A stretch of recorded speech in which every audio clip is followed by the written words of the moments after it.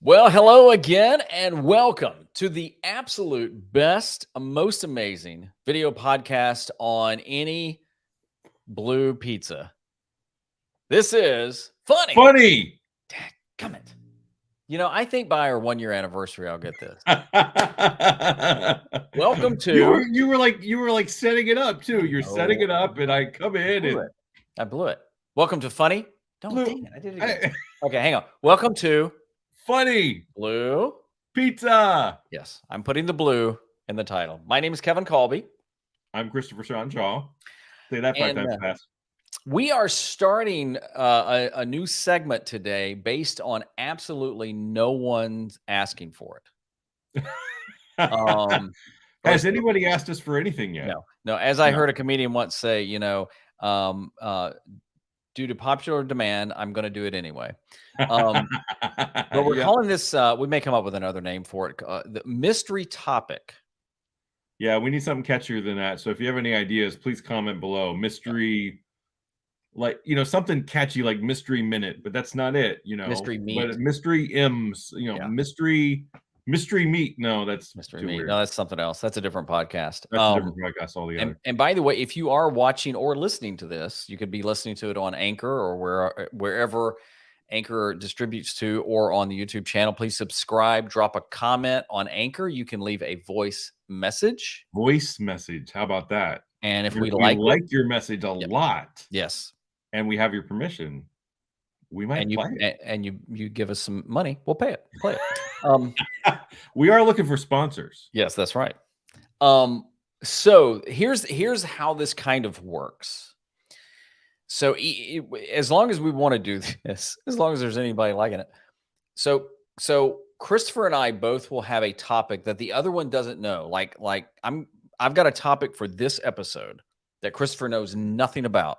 No, I'm sorry. That you don't know I'm going to ask. Correct. I don't know you're going to ask. If he doesn't know anything about it. And I might not know anything about it, and that'll be a short episode. This will be a really short one. Or I'll take a nap while Kevin, And that's what we're going to do, because it'll be in the vein of, entertainment, media, movies, filmmaking, and stuff like that. But so that's how we're going to kind of play it out. And again, would love to hear your thoughts on this as well in the comments. And you might say, well, if you'd get to it, I could comment. So that's a good question. So, Christopher, are you ready?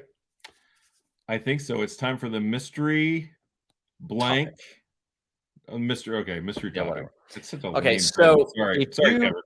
If you think back, I guess it was like in 2021. I don't remember, but Scarlett Johansson, who plays the Black Widow, the Avengers. Do you love the Avengers movies?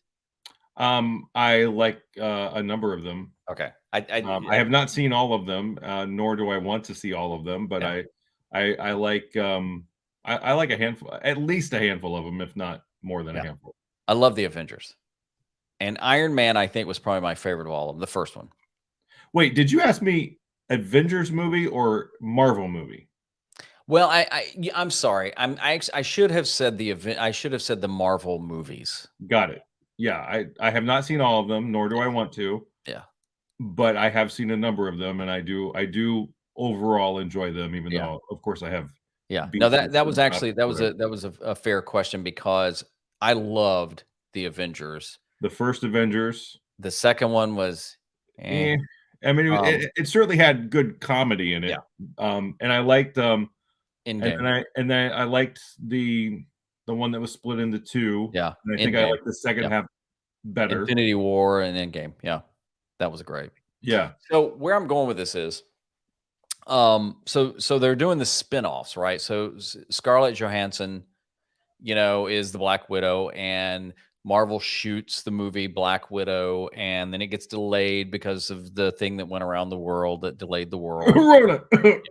And then they release it simultaneously in theaters and on whatever they call it. It's not Marvel. Disney Plus. Yeah, Disney Plus. And I think they did it simultaneously, but I think they did. And according to reports, that violated the contract. It reduced the amount of money she could make, and she sued because it just totally messed it up and won out of court settlement. And then just recently, I got a big kick out of this one. I was reading that um, I think the company's called Village Roadshow is Yeah. suing Warner Brothers for the dismal performance of the last Matrix movie because they released it in theater and online at the same time. And Village Roadshow is saying because of that, you completely damaged the earnings, so therefore you owe us money. So I set both of those up to say, you as a filmmaker, I know the way our world is going. I mean, on demand, is there. In fact, I heard the former head of Disney, gone blank on his name, Bob Iger. Iger. Yeah, he said recently. He said he doesn't see theaters going back to the way theaters ever were again. That model, it's not broken. It's just it ain't gonna happen again. And yet, what movie just released that I think was a Disney movie? Wasn't it Spider-Man or something that just like Yeah, smashed the yeah. records? So my So question to you, though, I mean, yeah, it may not be exactly the same, yeah. but people still want to go to the movies. Well, and I personally, and this isn't part of it, but I think years ago I worked with a friend, another movie going nut like me, and he had a belief that if the theaters, this is back when Blu-ray was a real big thing. His belief was that if the theaters would actually have a copy of the movie that you could buy at the end of the movie, it What would a almost brilliant idea. destroy the pirating market, and you could probably pay for a premium. And I thought, That is just, yep, holy crikey, that is a yeah, brilliant idea. yeah, and I'll tell you, Because that not only oh, I didn't even think of destroying the pirating, but I mean, that makes perfect sense, but that would destroy the pirating potentially, or at least well, it will significantly. damage it, yeah. Not entirely, obviously, but significantly, and the movie would make so much more money Oh, yeah. because they're not just raking in the tickets from the weekend box office. They also sold a premium, "Hey, Oh, get the DVD yeah, early or get the Blu-ray early," or what. Dude, that is a yeah. brilliant idea. But to me, it's always because Hollywood is so in a way, is short-sighted, I could make an allusion to working into television where the internet was coming on, and it was like, "No, we don't wanna share that on the internet first because we want them watching the news," and it's like, "Yeah, but they're getting their news on the internet." You might wanna Right. think about that. Yeah. So, what I'm wondering, though, as a filmmaker, Yes. does it really matter to you where your movies are seen and how they are consumed? I mean, if you have the opportunity to be in a theater and a streaming platform at the same time, would you care? That's a great question, and that's a multifaceted answer that I have. So the first part of that was, does it matter where the movie shows? And I will say, to me, from a legitimacy perspective, Mhm. from a street cred perspective, from a worldly perspective, yes, Mm. because I think it says something.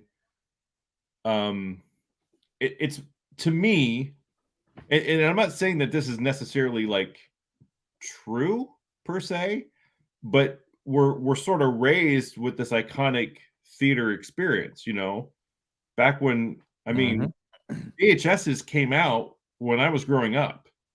You know what I mean? Like, it was Betamax and VHS, and Yeah.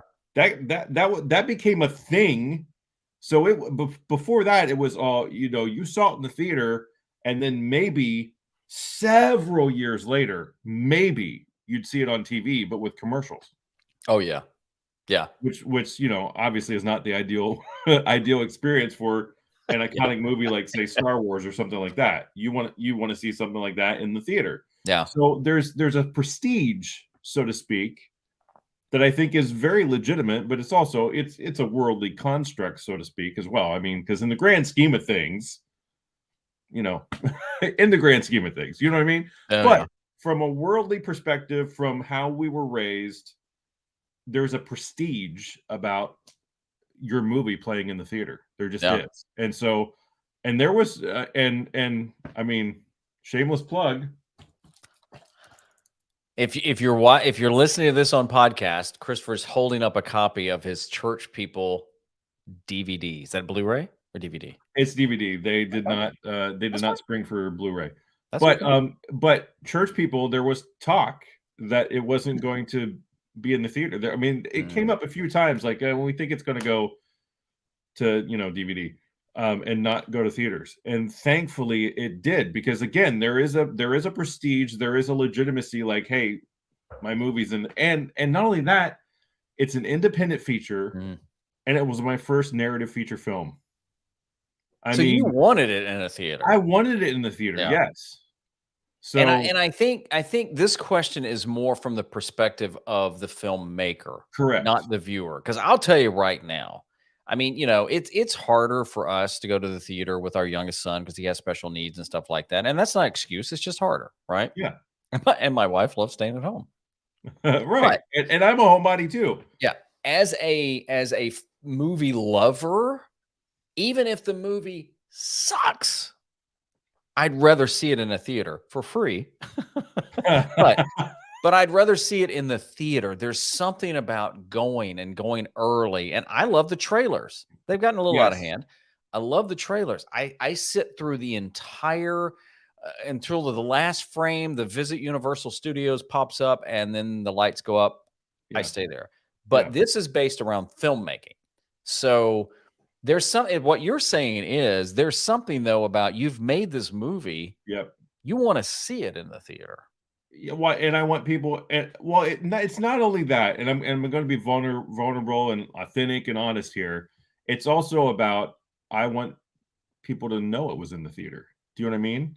Like, because there is a prestige about, like, your movie was in the theater. Yeah. So it's not only I want to see it, I want people to see it in the theater. Yeah. Because they're going to the movies to see a movie that I had a hand in the theater. I mean, like, I remember as a kid growing up in, Ohio, just like vicariously escaping through watching a movie. And like, I originally, we talked about this before, I wanted to be an actor, and I specifically wanted to be a film actor because I was so enamored by that experience of watching people on the silver screen. So yeah, there's certainly selfish / ego reasons. And I don't mean it in the context of like, so I can get a big head and be a jerk. I don't mean it like that. It's just, there's something about seeing your movie in the theater, and to the tune of what you then elaborated on with Scarlett Johansson, and they're releasing in the theater and streaming at the same time. I will say this, and I don't know if you experienced this or not, but I think that did probably hurt the sales, because I don't know about you, but man, even if it's a movie I really wanted to see in the theater, once it's there and I know I can just click and get it, it's just not, it doesn't have the same value in my mind. And it's like, oh, I don't need to see that right now. Or I have to be in a certain kind of mood or whatever. Whereas if it's in the theater and it's only going to be in the theater, and then you're going to wait however long until it's on DVD, then you have to decide, am I going to wait however long until it's on DVD and then still experience that thing I just described, where it's almost like, how many times have you bought something? I mean, I'm sure we're speaking the same language here. How many times have you bought something that you wanted and now you got it, and it's like, and then you don't crack it open for, I mean, like, if we could pan the camera over there, you'd see a whole table. How many cameras have you bought that you get it, like, and then it's on to the next one. So it's kind of like that from a value perspective of a movie. There is a certain value, in my opinion, to a movie being in the theater compared to a movie being at home on TV. Well, and is it great that we can watch movies at home on TV? Absolutely. But there's a value perspective there that's the shift. Well, and I hadn't thought about it until now, and I get why they're doing this, but like if you rent a movie on Amazon Prime, I'm just using it for example. Yeah. Typically, when you click that yes, you have 48 hours, I think, to watch it. Right. But then when you start it, you can watch it, but you have 24 hours, but you can watch it over and over and over. So even then, there's not that urgency to like, now there are movies that when they've been released that way, like Tenet, we saw Tenet not too long ago. That's one I really wanted. I like Christopher Nolan. Uh, yeah, yeah, Christopher Nolan, his Yeah. movies. I really was intrigued with that. I wanted to see it at the theater, just didn't work out. So it was different because we had to stop it a couple of times for whatever reason going on at home and things like that. And so you lose that. But it's like, well, I'm kind of tired. I'll just finish it tomorrow. As opposed to, the theater. Yeah. You're there. Yeah. If you You made the leave, trip. well, then you're out of luck. And I mean, it's happened, but it's been extremely rare Yeah. that I've gotten up and walked out. It's But happened though. I think the difference in the two lawsuits, I think, from what I understand, and I'll be honest, I haven't studied either one, is that with the Disney one and Scarlet, I think sounds like they did violate the agreement. Right. That I mean, well, that's a whole nother topic. Like, yeah, yeah, was it in the contract? Well, if it was yeah, in the contract, then there you yeah. go. But And she made a lot less because of that. oh, And from what I understand, it also though drove their subscriber base, which she saw nothing from. right.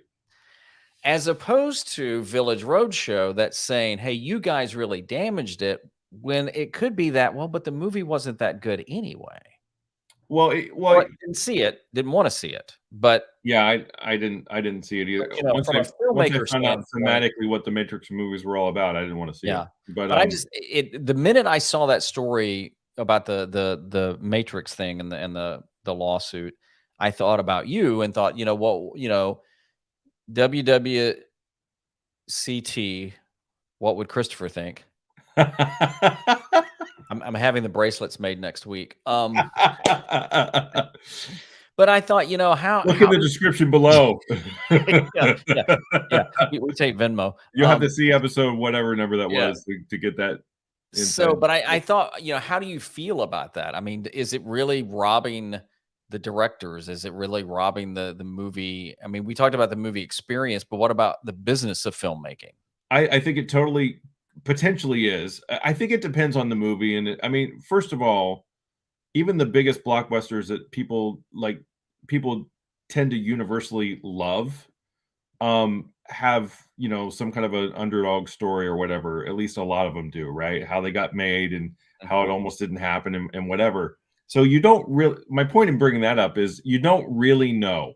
Nobody really knows, human being wise, whether or not a movie's going to hit or not. Yeah. You just don't know because you could have the best cast in the world, and we've seen it over and over again. There's a great cast in this whatever movie it is, and then it Oh, tanks at the box office. TV's Why? the same way. Yeah, TV No. can get too hyped up on the star and forget about the story. And then you have movies like, Weird Al Yankovic's UHF that didn't do well in the theater, or The Princess Bride didn't do well in the theaters, and they both became cult classics Yeah. on VHS. Yeah.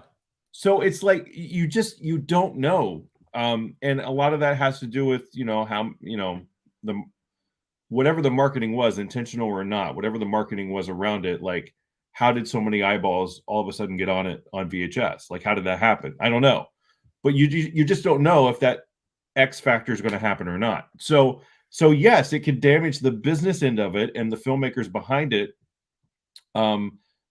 Because typically filmmakers and lead actors and so forth have points on the back end of a movie.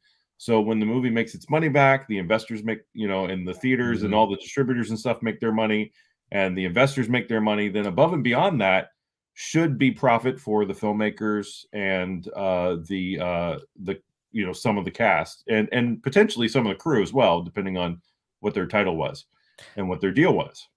So knowing that, Church People was released in the theater, streamed, and Oh, DVD. upside down. He's holding it up again. It was upside down. It has a totally different meaning if you watch Super it excited. upside down. Um, 12 years 12 years in the making. to get to this point. This month, 12 years to get to this point. And we're recording this in February, so Yes, that'll give you February some of perspective. 2022. So, do you feel though like the movie business, if we go back to Bob Iger, and I'm pretty sure it was him who said that it's forever changed. It's not going to go back. Do you think that movie experiences, movie viewing experiences have forever changed? I think to some degree, probably, but I still think people want to go to the theater. And man, I think again about that idea of like, man, if they could have Blu-rays available I mean, that's a whole nother distribution method, and how do you collect the money and all that. So I Yeah. mean, Yeah. but I mean, how do you collect money for it? How does how do Uber drivers collect money, and how do I'm sure they can figure it out. There's an app for that, right? Or Yeah. make the app, right? Yeah. But that is a brilliant idea, and that would certainly enhance it. Um, but again, movie and streaming at the same time, or on demand at the same time, even if it's premium, I do think that can hurt it because of that. Mm. Again, there's a prestige value proposition difference between it's in the theater and I can just click and watch it at home. So let me There's ask you something so this then. nonchalant about that, you Yeah. know? As a filmmaker, Yeah. let's say your next film you're working on, you have the opportunity. I'm just going to make this up, right? You have the opportunity of it being released in the theater first, then going to DVD streaming, Mhm. or simultaneously, but you might make a little less simultaneously, but it'll reach more people. Which one do you go with? Oh, that's a well, from a business perspective, you go with the first one, but yeah, if it reaches more people, depending on the content of the movie, I mean, Yeah. I typically do faith-based or at least faith thematic Yeah. redemptive movies, even if they're comedies. But yeah, okay, I mean, I think ultimately you want more eyeballs on it, legally, as in no piracy. Yeah. But I think that's the most important. But yeah, I mean, from a business perspective, Yeah. I mean, I would want it to go to theaters because here's the other thing too, and this also helps with getting more eyeballs on it, in my opinion, is like, for example, Church People, which is now on DVD. By the way, if you're listening to some podcast, that's his third time he's held Yeah, it up. Yeah. Oh, if you wait a hear minute. Number four. the rustling and the yeah, Glad that's an I'm glad we're elevated not doing a wrap church drinking game every time you hold DVD it up. of Church People, which we're gonna have an episode about that, but hopefully if Kevin doesn't slap me off the show. That's But our that's our second podcast we're starting. It's called Church Drinking Game. how many times did Christopher I mean, do every this? time. Okay, take another one. Man, this grape juice Um, is starting to get to Now me. I lost my train of thought. What was I saying? What I was I don't know. thinking? I'm sorry. Well, we were talking about the business of it. The Oh, business side of here's it. what I say. So the reason I brought this up again, this is now like the seventh time, I think. The reason I brought this up again is because this came out in theaters last March. Mm. So March of there's 2021. promotion. Yeah. So there's promotion for that. Then it was 30 days later, it came out premium on demand and also church screenings. Mm. So then there was promotion for that. So my point, and then in September it came out on demand, and now Yeah. yesterday of the day we're recording this, so February 8th, it came out on DVD. My point is more people can learn about it as opposed to, you've got all your efforts on this one Yeah. One and calendar done. Yeah. day or calendar, it's in the theaters for this number of days or weeks or whatever. Now you get multiple promotion shots at it, and new people are learning about it, people who'd never heard of it before. So I Yeah. kind of like that too from that aspect. I mean, I'm still talking about this movie that was actually released almost a year ago. Yeah. Well, and that's an interesting point I hadn't thought about because it's typically, at least from my user experience, I'll put it that way. The movies are pitched differently. Sometimes they're not. Sometimes Yeah, they are. Sometimes it's the yeah, same artwork. Sometimes it's a little different take. I know that sure. they do multiple campaigns, You know, if the movie kind of runs as an adult, not an adult movie, but adult targeted, Mhm. they may do more female skewing, more male skewing. Fox used to do Right. this with some of the shows.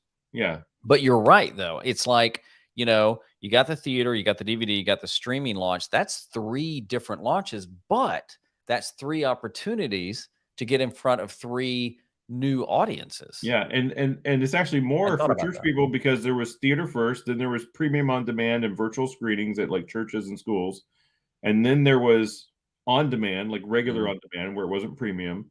Now it's DVD. There's 4, and there's still streaming left. Streaming is next. So we get to announce it again when it's streaming. So that's 5 different times over the course of over a year that it's okay to talk about the same movie. I mean, yes, the people who heard it a year ago might get tired of it, but the new people who haven't heard anything about it, you know, but if I was still talking about the same movie and no other projects and it was all done last year, like last Mhm. March, that was it. You saw it, you know, then I there's so there my point is there's longevity. Just like with a like if you do a short film or another feature film or whatever and you enter it into film festivals, you have like a 2-year run with that Yeah. potentially, depending on the time of year it releases. You can like talk about that movie getting nominated or winning awards or whatever for up to 2 years. Wow. That's true. I didn't think about that. We have a short that's still in festivals called Zoom Time that we shot virtually, remotely. Like, we were all in our homes and stuff behind our own phones or computers, and we did it that way. We produced it that way, and it worked out great. And yeah, it won best comedy at the 168 film festival, and it's been entered into other festivals, and at least one of the other festivals, it's been nominated in 5 categories. So, and Oh, at the that's cool. 168 was nominated in 12 categories, I think, maybe 13. But my point is there's a longevity there. So Yeah. if you have multiple promotions for it because it's coming out in a different venue or whatever, then you have that longevity. Very nice. All right, last question. Do you ever foresee movie theaters just going away? Sadly, yes. Mm. And why is Uh, that? just because of like all the stuff that they're doing now with like holograms and Yeah. and virtual reality and a whole nother topic, metaverse, and I mean like just all that stuff. Yeah, sadly, yes. Yeah. I think there is a day somewhere. I don't know how far down the line. I'm not Nostradamus or anything like that, but I do sadly. But here's the thing: as long as I think people can still get a similar experience, whether it's virtual or whatever, of because one of the things about it's not just seeing in a theater, it's seeing in a theater with with an audience. Yeah.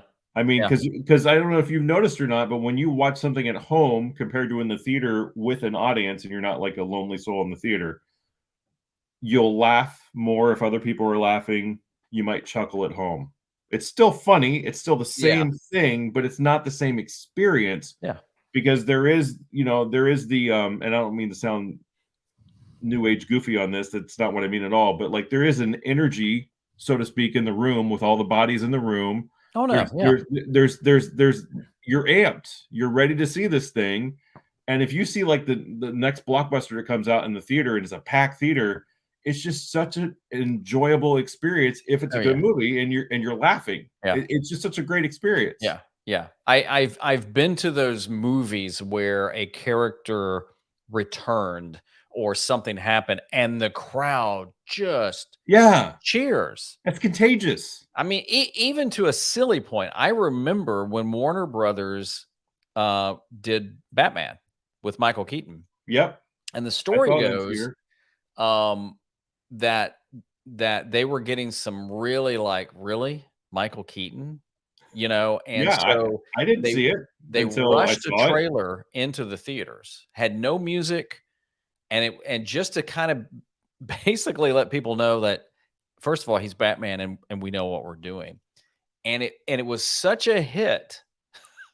people were calling the theaters to see when the trailer would run before what movie. They'd buy a ticket, they'd go watch the trailer, then they'd leave. Really? Yes. That's how, but it was that experience Yeah. of watching. Of course, now we just go to YouTube and like type in, Right. you know, the new trailer for the And Batman do a and watch reaction it. video. Yeah, we're done. Yeah, do a reaction video. So that's interesting. I'm glad you shared your perspective, because I think a lot of folks, hopefully listening, watching this, you know, if they're not filmmakers, they may see this differently. And it's not, you know, the whole point wasn't to like dump on Hollywood and stuff like that. They got their own problems, but Yeah.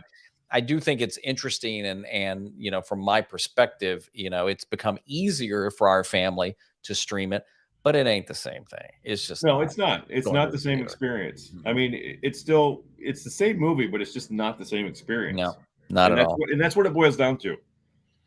So listen, we appreciate you guys watching and listening to this. Remember, leave us a review, leave us a comment. You can do a voicemail if you're listening to it on Anchor, a message rather, and if we like it, and we may play it, incorporate it into a show. Leave a comment, review, all that stuff on YouTube, and go ahead, plug your movie one more time. I was going to, There whether you you invited me to or not. Church People is available on DVD via Vision Video. Last I looked, it's only at visionvideo.com, and then just search Church People. But I think it's supposed to be coming to Amazon and other outlets as well. But last I looked, it was only at Vision Video. Well, But and we it's can always available. try and add links to that in our descriptions too. You Yes, know, we'll add links, and hopefully I'll have an affiliate link to when it's on Amazon. And sweet. so affiliate link in the In the description below. description. Yeah. Hopefully, Listen to the other one. All right. Well, thank you guys so much for listening and watching. I'm Kevin Kolbe, I'm Christopher Sean Shaw. and this has been Funny Blue. Pizza. I was a little slow on that one. The Oh, podcast. we haven't plugged our website, funnybluepizza.com. That's right. So you can always just do that, funnybluepizza.com, and just go there. Yeah, go there, leave a message, and happy trails. God bless All right. you. See you next time. Bye.